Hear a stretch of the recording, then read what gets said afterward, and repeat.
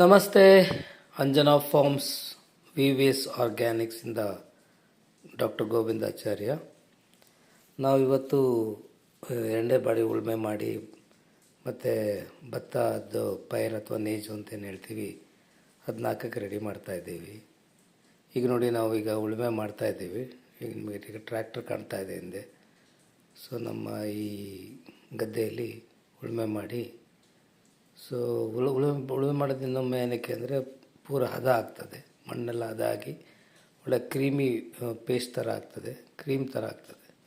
ಅವಾಗೇನಾಗುತ್ತೆ, ನಿಮಗೆ ನೇಜನ್ನು ನೀಟಾಗಿ ಇಡ್ಬೋದು. ಇಟ್ಬಿಟ್ಟು ಒತ್ತಿದ್ರೆ ಅದು ಹಾಗೆ ಗಟ್ಟಿಯಾಗಿ ಬೆಳೆಯೋಕ್ಕೆ ಶುರುವಾಗುತ್ತೆ. ಸೊ ನೀವು ನೋಡಿ, ಅಲ್ಲಿ ಕಾಣ್ತಾ ಇದ್ದಿಲ್ಲ, ಟ್ರ್ಯಾಕ್ಟರು ಕೊನೆ ಗದ್ದೆಯಲ್ಲಿ ಉಳುಮೆ ಮಾಡ್ತಾಯಿದೆ. ಸೊ ಈಗ ನೋಡಿ, ಎಲ್ಲರೂ ನೇಜು ಹಾಕ್ತಾಯಿದ್ದಾರೆ.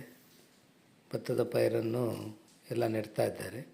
ಮೊದಲೆರಡು ಗದ್ದೆದು ಆಗಿದೆ, ಕೊನೆ ಗದ್ದೆದು ಮಾಡ್ತಾಯಿದ್ದಾರೆ. ಅಲ್ಲಿ ನನ್ನ ಮಗ ಮತ್ತು ನನ್ನ ಮಗಳು ಇಬ್ಬರೂ ಹೆಲ್ಪ್ ಮಾಡ್ತಾಯಿದ್ದಾರೆ ನೇಜು ಹಾಕಲಿಕ್ಕೆ.